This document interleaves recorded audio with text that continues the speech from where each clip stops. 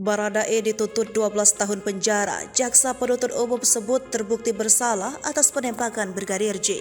Persidangan kasus pembunuhan berencana terhadap Brigadir Yosua alias Brigadir J kembali digelar di Pengadilan Negeri Jakarta Selatan hari ini, Rabu 18 Januari 2023. Kasus pembunuhan berencana Brigadir J ini memasuki babak baru.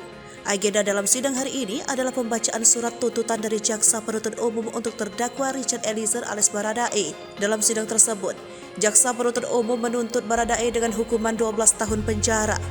Baradae dinilai jaksa terbukti secara sah dan meyakinkan bersalah merampas nyawa Nofriansah Yosua Huta Barat atau Brigadir J secara bersama-sama. Pembacaan tuntutan hukuman ini disampaikan langsung oleh Jaksa Penuntut Umum sebagaimana dikutip dari tayangan live streaming YouTube Kompas TV.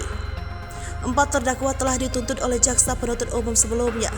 Terdakwa Ferry Sambo dituntut penjara seumur hidup, sedangkan terdakwa Putri Chandrawati, Kuat Ma'ruf dan Ricky Rizal dituntut 8 tahun penjara.